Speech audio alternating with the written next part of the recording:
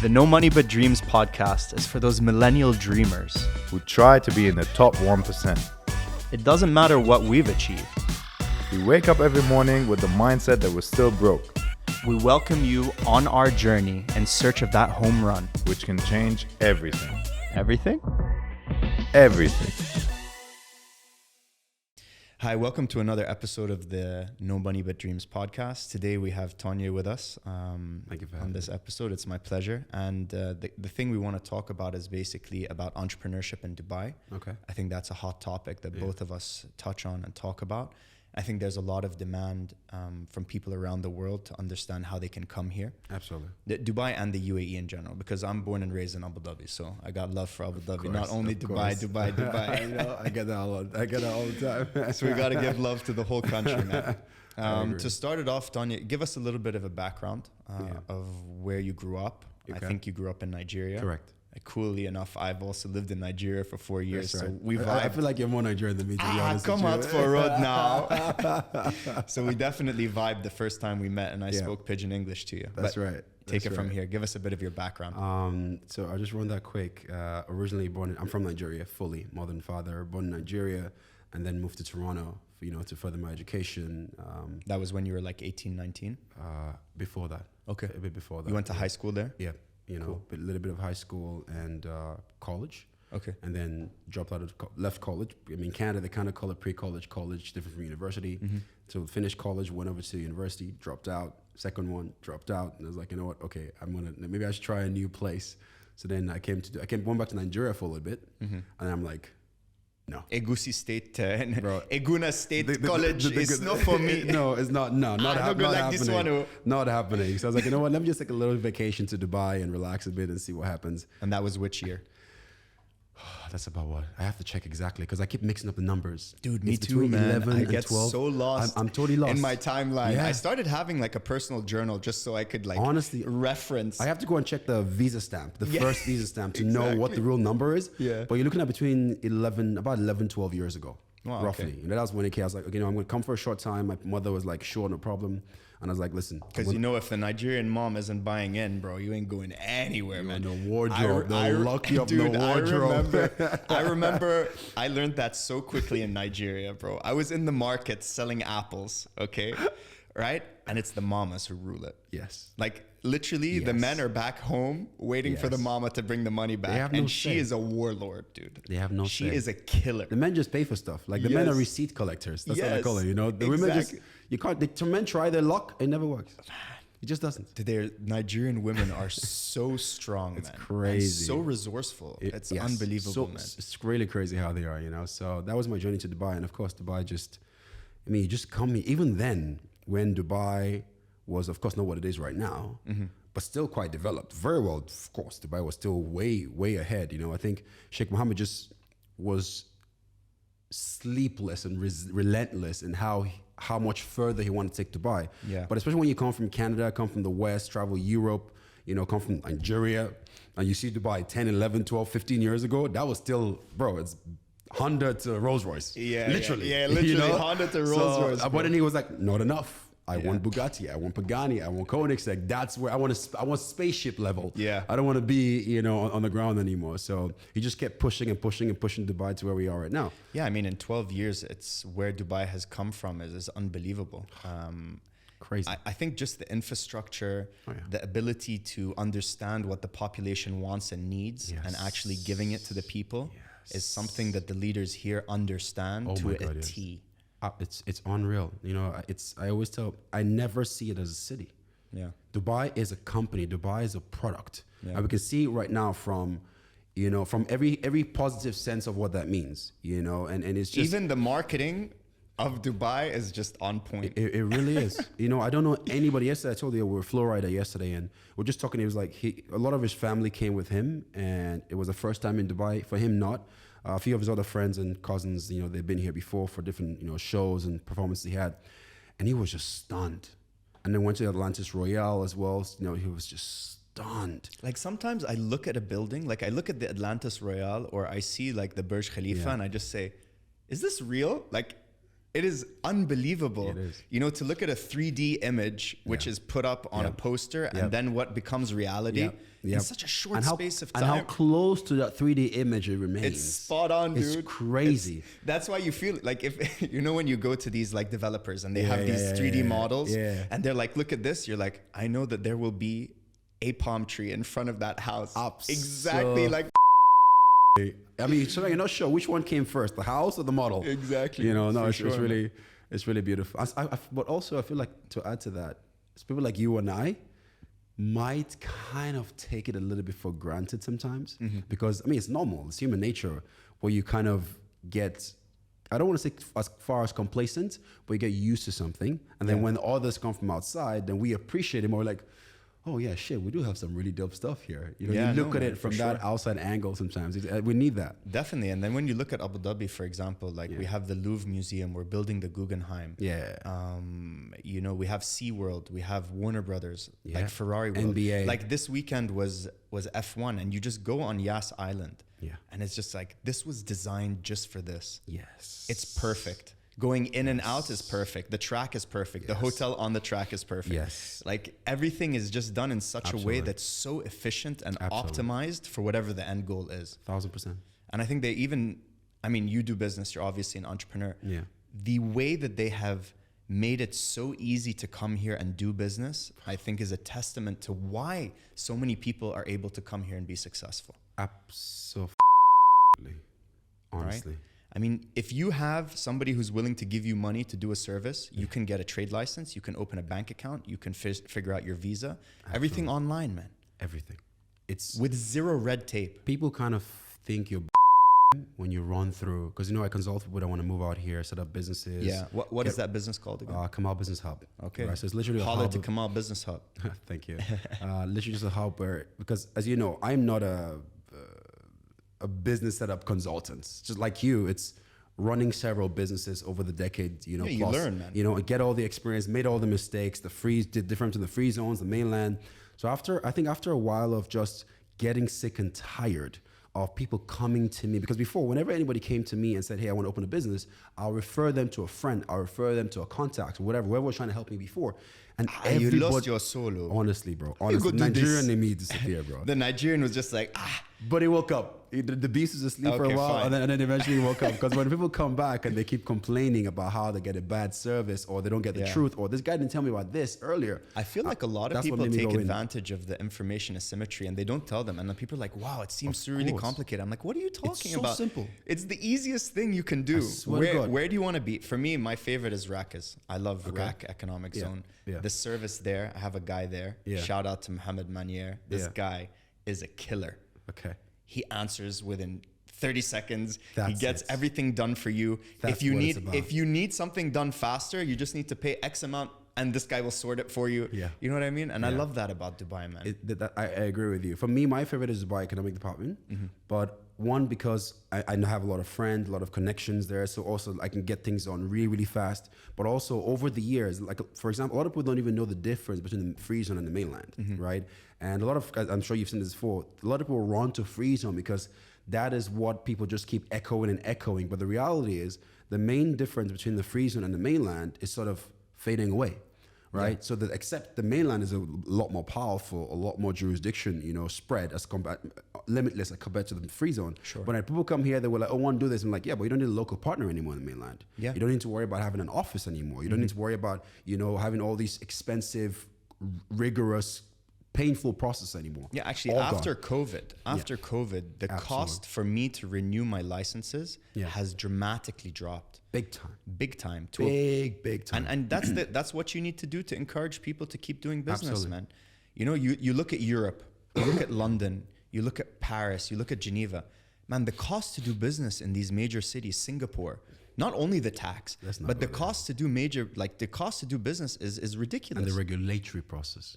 All the red tape. So why are you going to harbor innovation if you make it so difficult for anybody to test their idea? Even the smallest, most harmless idea. Exactly. They'll create boundaries. Yeah, we're not talking about building like a financial service product where we need regulation and all that. I understand that. And even that here can be done much swifter and faster. Oh, yes. But anything simple, it's unbelievable. And I think that's why more and more business is coming to this region instead of going there. Everybody is. You know, there's a lot of incentives, or there are a lot of incentives from Abu Dhabi government, Dubai government, Saudi government as well to get people to come to the Middle East. But without them going that extra mile, it might be a little bit slower without the extra incentivization, but people will eventually just hear about it. I mean, a lot of times I keep saying Dubai, Dubai, Dubai, and like you said, it's pointed out, right? Whenever I say Dubai, what I really mean is the UAE. Good, right?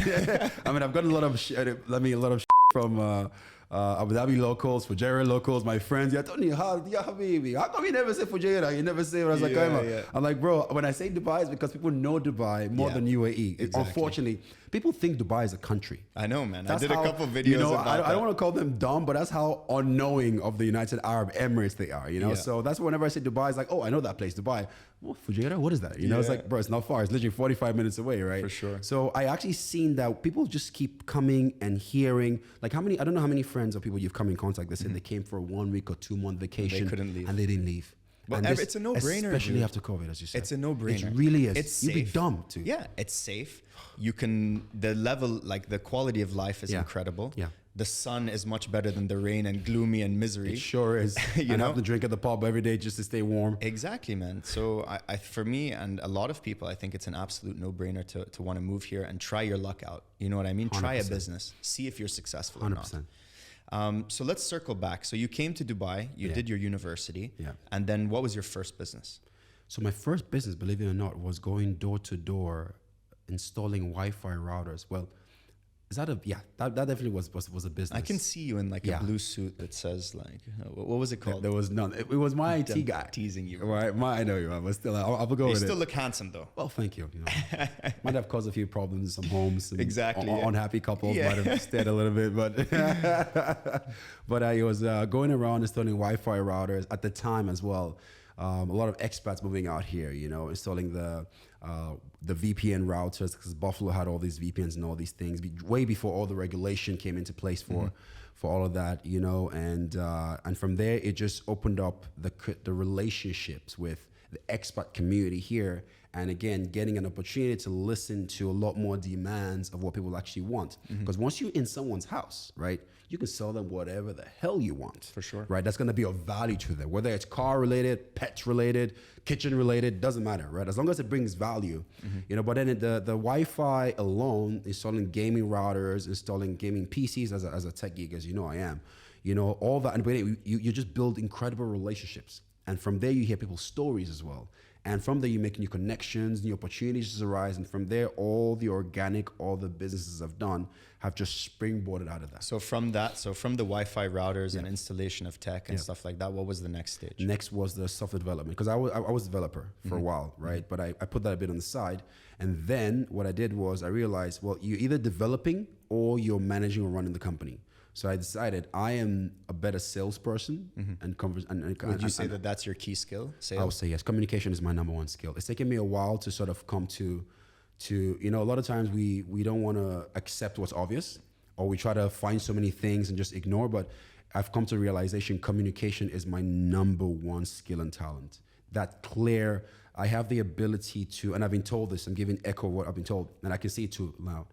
I can simplify some of the most complex. I'm a huge fan of physics. I'm a huge fan of quantum physics, extreme, molecular science and all that. And I can simplify things to layman terms and make it so relatable effortlessly. And that's why a part of me just feels like I should be a teacher. Yeah. You could be a teacher. I would love to, because I love to give value as well. Yeah. So it's beyond just simplifying stuff. I love to give value, and I love to then interact and see, and then I get a high. My cocaine high is seeing how any value I give to somebody actually improve their life.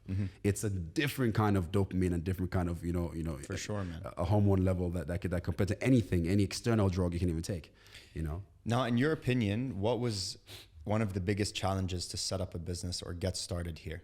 And how did you find clients in the beginning? What were your challenges? In the beginning, I don't know if you were, I don't think you were as well. we weren't as social media active, right, as now. If even social media wasn't as, it was very few people that were famous online, and you know, it wasn't not like now where the early days. You know, absolutely, podcasts weren't that famous, none of that, right? It's few people that had that, and for me, it was literally, like I said, that door-to-door experience. I built up a couple thousand friendships or relationships or clients from those literally one house to one house. I did this for years. So this might look like a little overnight success, but the reality is people don't see the going at 7:30 a.m. to the Green Community West and knocking on doors and going around and handing out illegal flyers, which I found out, you know, the community needed some clearance, which I got fined. Then I got the clearance and warning and all that. So all of those one by one built out that relationship. And then the conversation of, well, what do you do? You're in finance, check. You're in medical, check. You're in this, check. And then from there, the brain just has to, you know, connect all the dots and say, okay, I got this products coming in, these services coming in. How can I fill in all these gaps for what I'm listening to that's recurring? What are people lacking at home, in their offices? And from there, it just gives birth to, you know, new product ideas, or I build an app or software or stuff like that, which I built several, some successful, some not so successful, of course, some failed, and that's fine because it's all learning experience. And do you give a lot of value to failure? Absolutely, man. That's our failure creates us. When everything is running nice and smooth, no big deal. Yeah. It's the failure that makes us who we are. I couldn't agree more, man. It's a failure. And you know what I thought recently, a lot of people say, you know, how do you react in adversity, or how do you react when there's failure or something against you? I think that's really important. But I also think it's just as important when things are really good, not to get comfortable. Absolutely. And I've multiple times been in a situation where, and in businesses where I have gotten too comfortable and I let opportunities slide, or I didn't focus on my business 100%. And those are the killer moments, man. Those are the moments that define you. And a lot of regrets, to be honest. And everyone else around you as well, how they also react to your adversity. That's how you know who's really down to slide and who's actually gonna just, you know, leave you high and dry when things are not going so well. Definitely. You know, my failures, there are many of them. Biggest gifts ever. I agree. Biggest gifts I could ever have. They've defined because you need that emotional relationship and connection with whatever bad experience you had. And when that gets deeply cemented and rooted in you, you would never forget that experience. Yeah, and you also, I feel like when you have your failures, that's the only time you learn. You can read a textbook, you can listen to a teacher, but when it actually happens and you feel that pain, it'll help. Yeah. I mean, the book will tell you, give you an idea. Exactly. But you're not going to just not prepared. You're not going to lose sleep over a book, you know, until you and then you'll be like, yo, this is what that guy was talking about. Exactly. That's what that guy was talking about. No wonder he could write a book about it. Yeah, a whole goddamn book about it. I couldn't agree with you more, man. So both of us have lived kind of in what we see as the Western world. Yes. We've lived in, let's say, Africa. Yes. And then we've also lived in the UAE. Yes. How would you describe all those three different experiences? And I kind of look at the UAE as a middle ground. Yes. You know what I mean? Yes. Where things just work because they've taken the best from both sides. Absolutely. So I'm so happy you put that literally on the map. It's literally the East, Africa, the West, wherever, UK, America, Canada, all that, and then just the middle, Dubai or the UAE, right? Africa is so far backwards. That's the extreme left, the extreme on one side.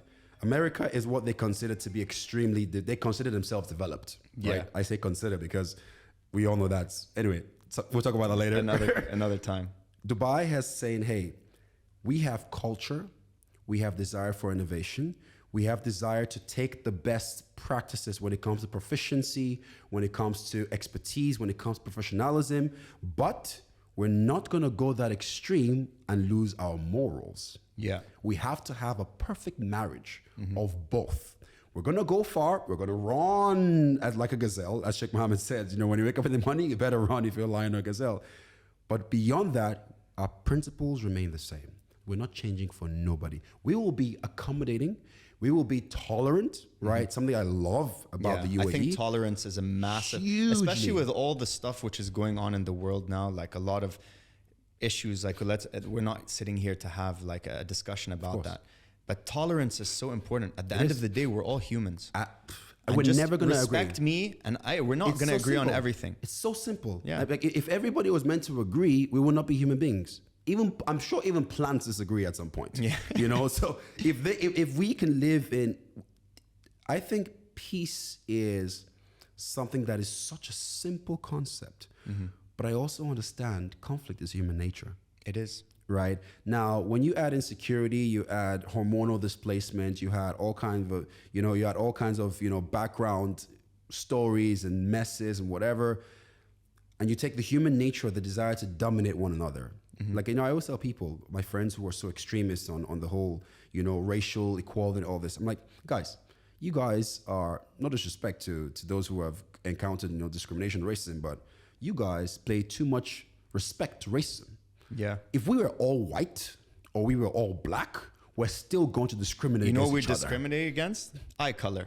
Thank you very much. It's human nature. It's human nature. Yeah. We'll find something, your ear is too big. I tell people, as long as you're a competition, you're a threat. And as long as you're a threat, somebody will try to do something to remove you. It doesn't matter if you're white or black. And on the opposite side, as long as you can add value, doesn't matter if you're black or if you're white, you will be appreciated or recognized. This is a very simple principle. So while people are being stuck on, especially when I hear this dumbass thing as reparations for slavery, I'm like, dude, slavery was everywhere in the world. Yeah. There was slavery in the Arab world, in the Persian world, in the Greek world, in Europe. White, blonde, blue-eyed Polish people were slaves to Germans. So white, blonde, blue-eyed Germans. So what are you talking about? Like slavery is something that only black... I always say something. Now this is a bit provocative. Black people sold black people. White people just paid for it. Damn. That's very provocative. I know. But if history books are reading correct, because my great-great-grandmother... I can't comment on it, but you can say whatever you want. And I'm telling you this, not because I'm Nigerian or because I'm black, but my great-great-grandmother was sold by her father to another black man, who then sold her to who became her husband and had kids. Not a white person in sight. Yeah. Right? So when they look back and they hear all these limitations, and I'm just focusing on this because as a black person, that's what is immediately relatable to me. But aside all the slavery and all that, I'm focusing more on the potential to actually go beyond all that.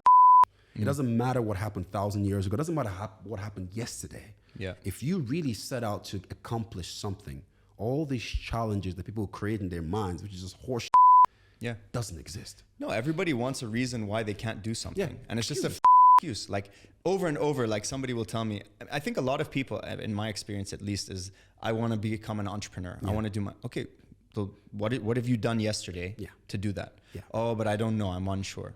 Well, whoop-de-f. Of course, you're going to be unsure whether you're going to have a successful business or not. It's called risk. Yes. You know what I mean? You need to try and mitigate it. Yeah. But what are you doing? And most people aren't willing to do the work. They don't actually want to move forward. And they just spend their whole life, criticizing themselves or thinking that they're not worth it or having an excuse, whether it's education, whether it's this, whether it's that. Yeah.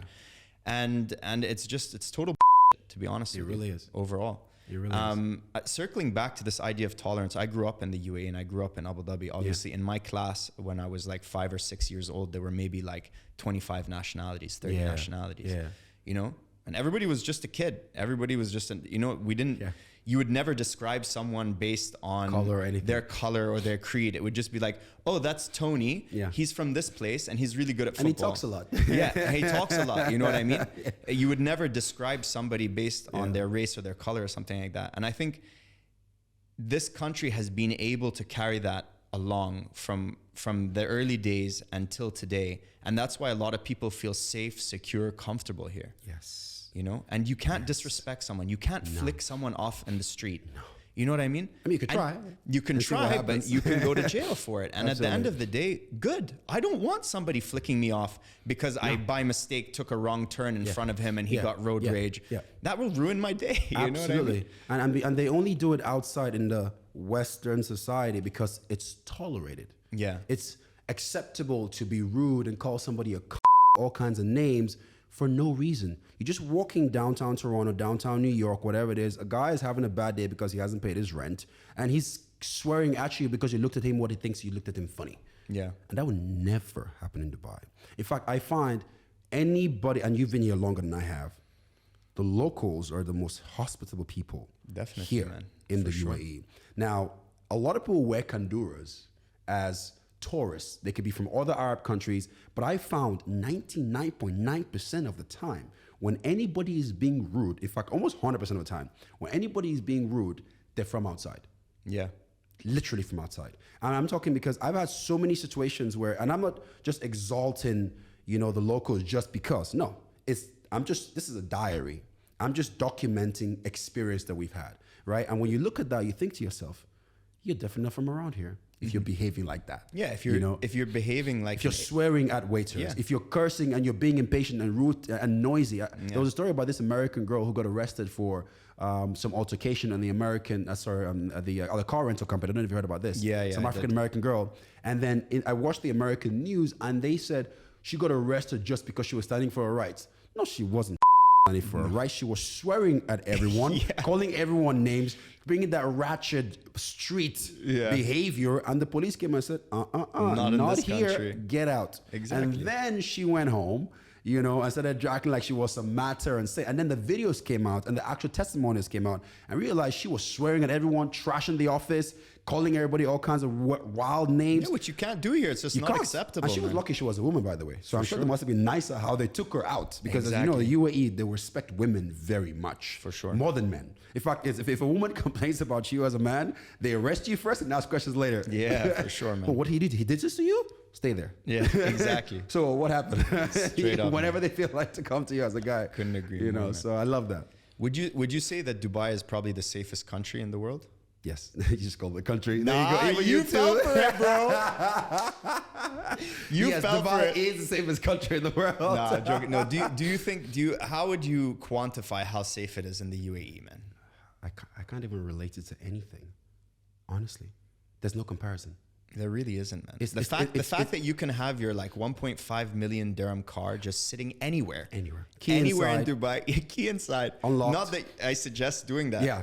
Don't push but it. It's not even that. Like if you have nice things in London, in Paris, in Geneva, man, people will key it. Be rest assured you're going to have it damaged. Just from hate. Just from hate. They don't have to steal it, but you're going to see your entire car is going to be scratched. Which for me, it just doesn't make sense, man. Like you should not look at someone with envy, but be like, you know what? One day, hopefully I can have that. Or one day, hopefully I can be in that position. And it comes down to, like you said, about tolerance, right? Yeah. They tolerate and they make it acceptable to behave in that manner. And I mean, how many countries and cities do you you'll hear? see that and someone will be like, well, he can afford to fix it. Yes. But as if that's the stupid answer that's people the give. Stupidest answer in the world. Why don't we just chip into the bill then, since you're so generous with your stupid thoughts? Man. I mean, honestly, this mentality is corrupting that society. Big time corrupting. And it's so funny because they don't act, there's no real penance for small things. But then they'll realize it's those small things that build up to the big things. Exactly. So they let all the small things go, then they worry why they have big problems. No, you raised that spoiled brat who started by keying cars, stealing wheels, stealing watches, and now he's robbing your national bank. Yeah, exactly, man. And now you're complaining, we have a big time robber. No, you let that kid groom from that bad behavior that you never shut down at the roots.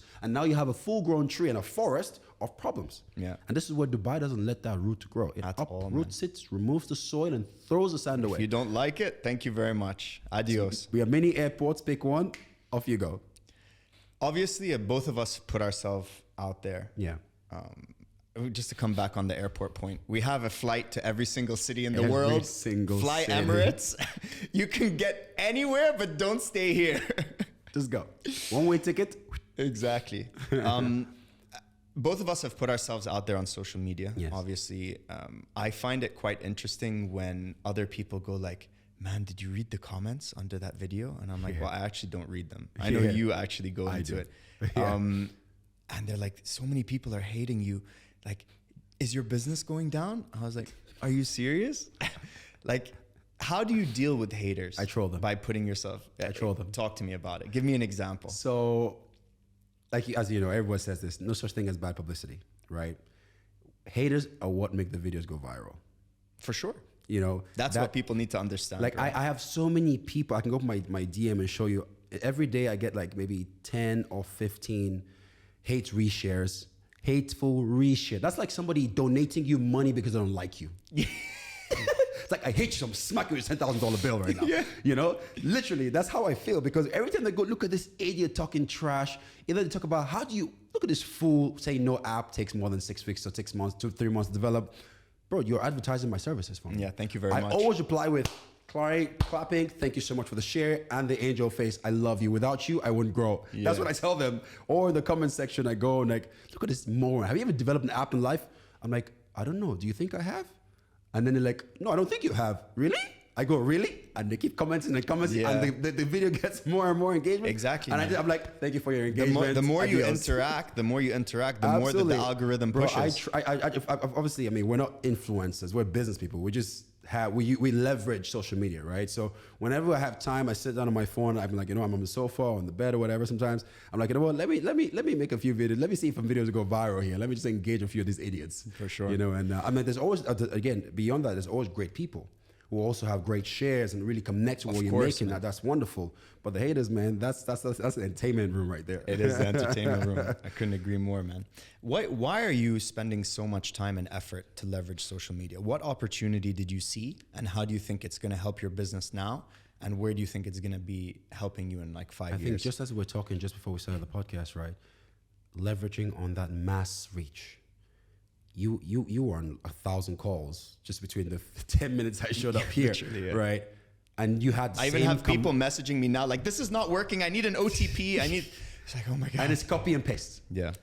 And social media, that visual media presence, just allows us to have massive reach, where you can literally just reach as many people as possible at the same time. And let that automatically grow itself, because even while you're doing nothing right now, we're both getting reshares, we're both getting engagement, we're both getting likes, new followers, whatever that is, no matter how few, no matter how many. And that just saves us. It's almost a form of delegation, which again takes away stress. I was just wrote down here, delegating your time. Are you serious? That's literally what it is. Because then from the crypto videos I was making before, it was because I got tired of having 200 people talk to me about, Tonye, how do you make this trade? What is Binance? What is a stable coin? And then I started making videos about that just so I can share to people. So I can watch this video. It's an 8-minute video. It'll give you everything, But beyond that as well, social media has connected me to some supremely incredible people, whether it's rock stars, A-list celebrities, superstars, politicians, you name it, that first of all, I would never even think to reach out to in the first place. Second of all, we would probably not cross paths on a normal day. There are millions of people that are politicians or celebrities or whatever. You can't cross paths with all of them, no matter who you are, right? Yeah. And third of all, they would never have had the chance to see you in that light as they would by just scrolling through your feed and having a glance of your personality and what you're about and the value you can add, right? So being able to just have that personality dossier or diary out there really show. I have so many people reach out to me saying, Tonye, we know you do this, you do that. I'm like, how do you know that? I'm like, oh shit, I have Instagram.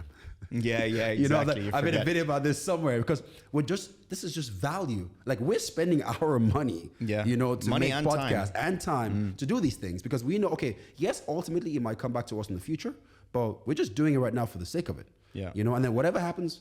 In my opinion, I just feel that it's clear that there's value there. And if you're not going to be on top of it now, it's only going to get harder to get reach later down the line. Yes. We had this kind of window now where TikTok had to overtake Instagram. Yes. And in doing that, it allowed you to have organic reach, big time, which Instagram had turned off. Yes. So Instagram had to follow and give organic reach. But even now, you can see them toning it down. They want you to spend. Yes. Because they have to get you spending, right? Yes. So I think there's these golden opportunities, and both of us saw it and we jumped on it as quickly as possible. Absolutely. And I have no doubt that the value which will accrue from that in the future is going to be exponential. Oh, big time. Everybody talks about how you need to network, right? And for me, how many people can you realistically see in one day? Realistically, maybe 5. Yeah. You could have 5 meetings, 5 productive meetings, like a little gazelle, 5 productive meetings. And that's going to take up 8 hours of your day, right? Easily. Whereas you could create a piece of content which took half an hour or an hour of your day. Yeah. And that piece of content could be seen by 1 million people. Yeah. with no cost of reproduction. For you to watch my video or for 1 million people cost me the same amount. And that's where I see this exponential kind of That's the ROI. opportunity, ROI, which you don't have in anything else except for one thing, which is code. You can create a piece of code, and with that piece of code, whether one person uses it, take away cost of AWS and all of that, but just in general, one person can use it or 1,000 people can use it. It's the same time that it took you to code it. Absolutely. So that's why for me, media and code, if you understand these two things and you understand the relationship and you're able to fuse them together, you're unstoppable. And this is where the next multi-billionaires are going to be built. 100%. You know, we're talking as well about, speaking of code and media, of me, you know, cloning myself, running some experiments to clone myself with AI and all that. And right now, I think the challenge is now being able to document all my knowledge and my experience and all of that into, because I don't have one diary or one book or whatever that I can go to and just pull the reference of everything, right? But if I had that, that would be nice. But like you said, to leverage and be able to recreate more time. I mean, what do billionaires have in common, right, that regular people don't have, is the ability to delegate their entire time away. They just buy time. They get more money to buy more time, to give more allowance, to give them more time to make more money. Yeah. Right. And that just literally is a funnel of how anybody can scale. Like you said, any lawyer, any engineer, your time is capped.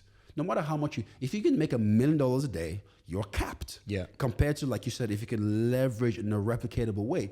And I think AI and technology is going to be the next version of that, where we will be able to put our knowledge in our minds, and now we have the voice synthesis to actually replicate our voice. Talk to me a kind of what you're working on now. I found that really interesting. So what I'm doing is, I'm experimenting on myself, and I'm experimenting on, not experimenting, but we have another A-list celebrity, super A-list celebrity that I'm doing it with, but I can't mention the name just yet, where I'm going to take everything that I know, I'm trying to just document all that, because I got to train the AI, the language learning model, to sort of clone my brain. And that's going to be an ongoing process. Every experience. So the corpus of data will be your brain and my experience. brain, my experience, my chats, how I talk. Because knowledge in a knowledge programming on an AI, there are two levels. There's the knowledge and there's personality programming. People don't realize this, right? So you can actually train someone on AI to have someone's personality. So putting that together and then having my voice synthesized, so the AI just generates that, and then my face synthesized as well. These are the three combos, the buffet I'm trying to put together to say, hey, I want to replicate myself to add value to someone. Here, go on the Tonye AI and actually have an interaction with them. Now, I'm still going to make myself available for those extreme times, but that's going to be a lot more, because you can't interact with video, right? There'll probably be the same use cases over and over. Like when you look at how many pings are done, how many questions, like FAQs, it's 20 questions, right? Absolutely. Because those are the 20 questions that 80% of people ask. Absolutely. So if you were to create something for that 80%, you've already taken that out. Absolutely. That last 20% who want to dig a bit deeper, you're available. 100%. And those are going to be those very unique, nearly impossible to, or pretty much impossible to replicate, because they're so, you haven't actually programmed the AI yet to handle that level of knowledge. But it's learning, because when you get a ping and you don't know how to answer it, guess what? We figure it out. Absolutely. And that's why you're just exponentially getting 100%. Better and better. And it's joining every other person's knowledge, learning from everyone. Yeah. And putting it all together. It's like, okay, this person might not have taught me how to do this, but I'm going to take the initiative. This is where AI goes beyond just a regular chatbot, right? They can take initiative, and they can and they can even say, hey, listen, I'm not quite sure how to go about that, but I can get back to you, which is what we call as programming fail-safe. Into the conversation. So that's I'm really curious to see how that's going to play out. That sounds really exciting. And another thing you had mentioned to me, which would be cool, would be an AI that could answer the haters. That would be fun. You got to build that. All of them. All of them. Non-stop. Just boom, boom, boom, boom. We're getting like 1 million followers in a week. For sure, man. Anyways, I want to close this conversation with one question. Sure. And what would be the number one book that you would suggest to any entrepreneur? I don't read as much as people would think I do, but the one book that stuck with me and will stick with me forever is Malcolm Gladwell's Canadian author. I met him a few times in Toronto. David and Goliath by Malcolm Gladwell. It's, in summary, the book, as it says, is about little companies and little people, the underdog, taking over the giants, right? And the semantics in between, as well as the limitations people set on themselves when they look at a company like Apple, or people forget Apple was once a startup. And Apple had to go against HP and Microsoft and all these other companies that were there, Dell, that were there before them. And now these companies are micro compared to Apple, right? And it's really the book talks about how certain small skills, certain super innovative, niche, new ways of doing things could really be the difference between old and new. And how, for example, Facebook has wiped out the media industry. Yeah. Nobody reads newspapers anymore. We go on Facebook. Facebook has a fact checker, and nobody even cares to fact check the fact checker. Yeah. It's done. But then again, newspaper, nobody fact check the newspaper. It's a newspaper. It must be true. Exactly. And there was always propaganda in there. And same way on Facebook and all these things, right? Same thing. But it's one tipsy, heartbroken kid in a Harvard University dorm room wiped out a century-old industry from a website. Yeah. That's just... people got to read that book, and it's just going to even if that's the only book you read in your life, it's going to rewire how you think about everything. And my last closing question is, what is the luckiest thing that has ever happened to you? Being born. I like that. Being born. Nice. Awesome. Well, it was a pleasure having you on this episode, and hopefully more to come. Likewise. Take care, guys. Hope you got some value from this, and we'll see you soon. Thank you for having me, man. Welcome. Thank you.